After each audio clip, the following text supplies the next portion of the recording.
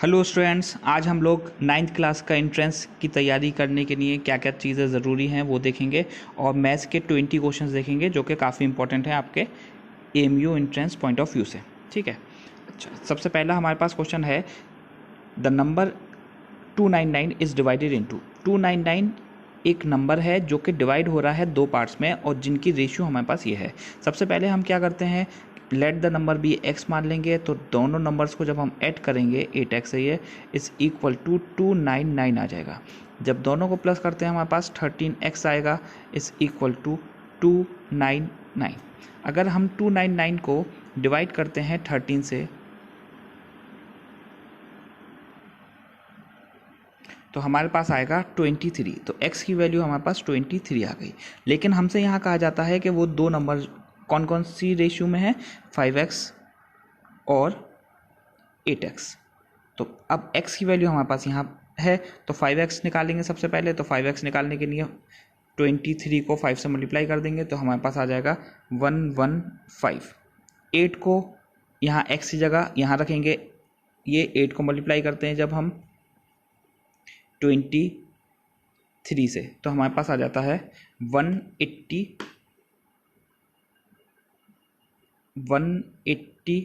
इन दोनों नंबर्स का प्रोडक्ट हमसे पूछा है क्वेश्चन में, तो इनको जब मल्टीप्लाई करते हैं तो हमारे पास सी ऑप्शन आ जाएगा ऑप्शन। ठीक है, नेक्स्ट क्वेश्चन है हमारे पास present age of Yash mother is 3 times the present age of Sahil. काट के यहाँ यश ही कर लिएगा। ठीक है, अच्छा, अब इस क्वेश्चन को हम ट्रिक से करेंगे, बहुत आसान हो जाएगा। ये कह रहे हैं कि यश की मदर की एज 3 टाइम्स है। इसका मतलब अगर मैं यश की एज को x मानता हूँ तो मदर से 3x हो जाएगी। अगर मैं इसकी एज निकालता हूँ 10 तो ये इसका मतलब 30 हो जाएगी। इसका मतलब ये 3 टाइम्स होगी। अब ऑप्शन में देख लिए कौन सा 3 टाइम्स होगा, वही आंसर हो जाएगा। इसका आंसर हो जाएगा हमारे पास ये इसका 3 टाइम्स हो रहा है। 14 को 3 टाइम्स करेंगे तो हमारे पास 42 आएगा। ठीक है, बहुत आसान हो गया क्वेश्चन। नेक्स्ट क्वेश्चन आता है हमारे पास question number 3। 2/3 of a number is 20 less than. एक नंबर है जिसका 2/3 जब कम कर देते हैं उसमें से तो 20 बन जाता है। तो हम let the number be x कर लेते हैं। इसमें से जब 2/3 हम कम करते हैं तो हमारे पास 20 आ जाता है। इसका एलसीएम लेंगे तो हमारे पास 3x माइनस का 2x कर देंगे, 3 इज इक्वल टू 20। इसको उधर लेते हैं तो x की वैल्यू हमारे पास 60 आ जाएगा। यही हमारा आंसर हो जाएगा 60। नेक्स्ट क्वेश्चन है हमारे पास what is the number of corners in a cylinder. इसका आंसर आपको कमेंट बॉक्स में बताना है। नेक्स्ट क्वेश्चन आता है हमारे पास find the side of a cube whose surface area. Surface area हमें बताना है। सबसे पहले हम समझ लेते हैं क्यूब किसे कहते हैं। अगर हम एक स्क्वायर बनाते हैं और एक रेक्टेंगल बनाते हैं, अगर हम इसकी 3 डायमेंशनल फिगर लेते हैं और इसकी भी 3 डायमेंशनल फिगर लेते हैं तो जो स्क्वायर से 3 डायमेंशनल फिगर आती है उसको हम बोलते हैं क्यूब, और जो रेक्टेंगल से आती है इसको बोलते हैं क्यूबॉइड। अगर इसके वॉल्यूम की बात करी जाए तो L into B into H इसका वॉल्यूम होता है और इसकी साइड को हम A बोल देते हैं तो इसका वॉल्यूम होता है A क्यूब। और इसका सरफेस एरिया की बात करें तो हमारे पास 6A स्क्वायर आता है। ठीक है, अब इसको में 2400 की जगह 6A स्क्वायर करेंगे, इसको उससे कैंसिल करेंगे तो हमारे पास 400 आ जाएगा। आंसर हमारे पास 20 आ जाएगा इसकी साइड, इसका अंडर रूट निकाल के। ठीक है, तो आंसर हमारे पास इसका A आ जाएगा। नेक्स्ट क्वेश्चन आता है हमारे पास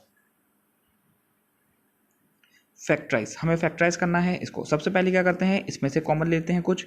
x कॉमन आ गया तो अंदर बचा हमारे पास x प्लस का 8। इसमें से कुछ कॉमन आ सकता है, y कॉमन लिया हमने तो x प्लस का 8 हमारे पास यहाँ भी बच गया। अब इसको एक बार इसके साथ लिखते हैं तो x प्लस का y लिखेंगे और x प्लस का 8 लिखेंगे तो हमारे पास आंसर A आ जाएगा। कुछ लोगों को जिनको ये तरकीब नहीं आती है तो वो लोग क्या करेंगे, वो hit and trial method apply करेंगे। हिट एंड ट्रायल मेथड हमसे क्या कहता है कि पहले इसको मल्टीप्लाई करिए इससे, फिर इसको उससे करिए तो x स्क्वायर आ जाएगा और xy आ जाएगा। अब इसको इससे मल्टीप्लाई करिए तो 8x आ जाएगा और इसको इससे मल्टीप्लाई करिए तो 8y आ जाएगा। ये वही चीज़ बन जाएगी जो कि हमें क्वेश्चन में दी हुई है। तो और किसी भी ऑप्शन से वो चीज़ नहीं बनेगी जो क्वेश्चन में दी हुई है, तो हमारा आंसर इससे हम पहचान सकते हैं। नेक्स्ट क्वेश्चन आता है हमारे पास p की पावर 4 माइनस 81। सबसे पहले हम क्या करते हैं, p की पावर 4 माइनस, इसको पहचानेंगे 3 की पावर 4 कर सकते हैं। कैसे पहचान सकते हैं, इसका एलसीएम ले लेते हैं। 81 का जब हम एलसीएम लेंगे, 3 से हमने सॉल्व किया इसको, तो एलसीएम लेने के लिए डिवाइड किया तो हमारे पास 27 आ जाएगा। फिर 3 से करेंगे तो 9 आ जाएगा, फिर 3 से करेंगे तो 3। तो यहाँ हमारे पास 3 कितने आ रहे हैं, 4, तो ये 3 की पावर 4 इसलिए हमने लिखा था यहाँ। तो 3 की पावर 4, अब एक फॉर्मूला हमें याद रखना पड़ेगा कि a की पावर 4 माइनस b की पावर 4, हमारे पास फॉर्मूला होता है a square plus B square और a स्क्वायर माइनस का b स्क्वायर, और इस a square minus b square को हम एक बार प्लस एक बार माइनस में लिख सकते हैं। यहाँ से हम बहुत डायरेक्टली आंसर बता सकते हैं, इसका a आंसर आ जाएगा। ठीक है, नेक्स्ट क्वेश्चन पे आते हैं हम। नेक्स्ट क्वेश्चन हमसे कहता है which are the following number, by which are the following number 9042 is not divisible. इनमें से कौन से नंबर से 9042 डिविजिबल नहीं है। ठीक है, सबसे पहले मैं आप लोगों को बताता हूं कि डिविजिबिलिटी कैसे चेक करते हैं। अगर हमें 2 की डिविजिबिलिटी चेक करनी है तो याद रखिएगा, अगर लास्ट में 2, 4, 6, 8 या 0 आ रहा है तो वो नंबर 2 से डिवाइड होता है। मान लीजिए हमारे पास कोई नंबर दिया हुआ है, ये हमें ये चेक करना है कि 2 से डिवाइड हो रहा है या नहीं, तो इसके आखिर में 9 आ रहा है, इसका मतलब ये 2 से डिवाइड नहीं होगा। अब मान लीजिए हमें इसी नंबर को 3 से डिवाइड है या नहीं चेक करना है, तो इन नंबर्स को के जो डिजिट्स हैं उनको सबको सम करेंगे, हमारे पास आ जाएगा 18। क्योंकि 18 3 की टेबल में आता है, इस वजह से ये नंबर भी 3 की टेबल में आएगा। अगर किसी नंबर की डिविजिबिलिटी हमें चेक करनी है कि वो 6 से डिवाइड होता है या नहीं, तो पहले उसको डिविजिबिलिटी चेक करेंगे 2 से, फिर देखेंगे 3 से। अगर कोई नंबर इन दोनों नंबर से डिविजिबल होता है तो इसका मतलब वो 6 से भी डिविजिबल होगा। 9 की डिविजिबिलिटी हम कैसे चेक करेंगे, किसी भी नंबर को लिख लेते हैं, इनके डिजिट का सम करते हैं। अगर वो नंबर 9 की टेबल में आता है, इसका मतलब ये पूरा नंबर भी 9 की टेबल में आएगा। लेकिन सबसे मुश्किल और कभी कभी क्वेश्चन भी पूछ लिया जाता है उसका कि 7 की कैसे चेक करेंगे। मान लीजिए हमें कोई भी नंबर दे दिया गया, हमें ये चेक करना पड़ता है उसमें कि वो 7 की टेबल में आता है या नहीं, तो उसको कैसे चेक करेंगे, ज़रा देखिए कैसे चेक करते हैं। मान लीजिए मुझे एक नंबर दिया गया 413, मुझे डायरेक्ट बताना मुश्किल है कि ये 7 की टेबल में आता है या नहीं, तो सबसे पहले क्या करेंगे, इसका जो लास्ट डिजिट है इसको 5 से मल्टीप्लाई कर देते हैं। 5 से मल्टीप्लाई करेंगे तो कितना बचेगा, कितना होगा, 15 होगा। अब इस 15 को यहाँ जो नंबर बचे थे उनके साथ ऐड कर देते हैं, तो हमारे पास आया 65। क्योंकि 56 7 की टेबल में आता है, इस वजह से ये पूरा नंबर भी 7 की टेबल में आता होगा। इसका मतलब 413 इज डिविजिबल बाई 7। तो ये नंबर किससे डिविजिबल नहीं होगा, ज़रा देखते हैं। 9 + 0 + 4 + 2, तो हमने जब ऐड किया तो हमारे पास आया 9 और 4 13 और 15 9 की टेबल में नहीं आता, इस वजह से ये 9 से डिविजिबल नहीं होगा। नेक्स्ट क्वेश्चन है हमारे पास 6 वाला, ये आप लोगों को बताना है कमेंट बॉक्स में। मैं चेक करूंगा किस किसने बताया कमेंट बॉक्स में, तो आप लोग सब उसका आंसर दीजिएगा। नेक्स्ट है हमारे पास which are the following is not a prime number. इनमें से कौन सा प्राइम नंबर नहीं है। प्राइम नंबर वो नंबर होते हैं जो कि सिर्फ अपनी ही टेबल में आते हैं। याद रखिएगा 1 प्राइम नंबर नहीं होता है, ठीक है। वो नंबर जो कि अपनी टेबल में आते हैं और 1 से और डिवाइड हो सकते हैं तो उनको हम प्राइम नंबर बोलते हैं। 2 प्राइम नंबर होता है और 2 सबसे छोटा प्राइम नंबर होता है, और इवन भी सिर्फ यही होता है। याद रखिएगा इवन प्राइम नंबर कोई भी नहीं होता सिवाय 2 के। उसके बाद 3 आता है, और 2 और 3 सिर्फ एक ऐसा पेयर है जो कि कंसेक्यूटिव भी होता है। कंसेक्यूटिव कहते हैं जो लगातार आते हैं। ऐसे नंबर जो लगातार आते हैं उनको कंसेक्यूटिव बोलते हैं, और सिर्फ 2 और 3 ऐसे नंबर हैं जो लगातार भी आते हैं और प्राइम भी हैं। नेक्स्ट क्वेश्चन है हमारे पास which of the number is divisible by. ये नंबर किससे डिविजिबल होगा हमें बताना है। क्या करेंगे, इन नंबर्स को सम करेंगे। 2 + 1 + 4 + 3, अभी जो मैंने तरकीब बताई थी, इसका आप लोग आंसर कमेंट बॉक्स में बताइएगा, मैं चेक करता हूँ थोड़ी देर में। नेक्स्ट क्वेश्चन आता है हमारे पास the price of a house was. हमारे पास प्राइस ऑफ अ हाउस दिया हुआ था और ये इंक्रीज हो रहा है 20% से। सबसे पहले हम क्या करेंगे, 20% निकालेंगे इस नंबर का 34000000। ठीक, 20% करने के लिए इसको डिवाइड करते हैं 34000000। अब यहाँ से 2 0 कैंसिल करेंगे, हमारे पास ये वैल्यू आएगी। उस वैल्यू को जो आंसर आ जाएगा हमारे पास यहाँ, उसको इसमें प्लस करेंगे तो वो इंक्रीज वैल्यू हमारे पास आ जाएगी। नेक्स्ट क्वेश्चन आता है हमारे पास, find the ratio of speed. एक स्पीड हमें कार की ये दी है और स्कूटर की ये दी है, तो 50/40 रेशियो बतानी है। आंसर 5:4 आ जाएगा, सी इसका आंसर आएगा। नेक्स्ट क्वेश्चन है हमारे पास, the sale price of a shirt. Sale price हमें शर्ट की दी है, वो है 176। उस पर डिस्काउंट हमें मिला था 20%। अब हमें बताना है कि वो कितने की मार्क प्राइस उस पर कितना है। ठीक है, मान लीजिए कि हमारे पास एक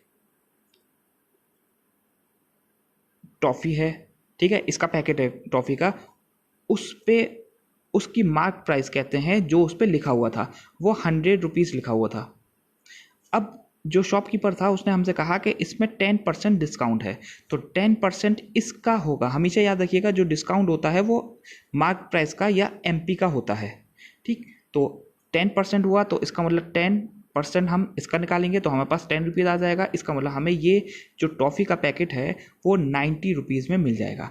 लेकिन हम इस क्वेश्चंस को, ऐसे क्वेश्चंस को कैसे करेंगे ज़रा देखिए। इसमें मैं आप लोगों को एक फॉर्मूला बता देता हूँ, आप लोग डायरेक्ट फॉर्मूला पुट करके आंसर निकाल सकते हैं। ऐसे क्वेश्चंस को जिसमें मार्क प्राइस नहीं दिया हुआ रहता, तो mark price minus discount is equal to selling price answer आ जाता है। मार्क प्राइस को मैं x बोल देता हूँ, डिस्काउंट इस मार्क प्राइस पे होता है, अभी मैंने बताया था, तो कितना हो जाएगा 20/100 x is equal to selling price. ये सेलिंग प्राइस हमें गिवन है, वो है हमारे पास 176। इसमें वैल्यू पुट करिएगा, आंसर बताइएगा। इसका आंसर मैं आप लोगों को बता देता हूँ, आंसर इसका डी आएगा। ठीक है, नेक्स्ट क्वेश्चन है हमारे पास, रेशियो हमें दी हुई है, रेशियो हमें 4/25 दी हुई है। कभी भी हमें किसी रेशियो को जब परसेंटेज में चेंज करना होता है तो उस नंबर को हम 100 से मल्टीप्लाई कर देते हैं। इसको मल्टीप्लाई करेंगे तो हमारे पास 4 आ जाएगा, आंसर आ जाएगा 16%।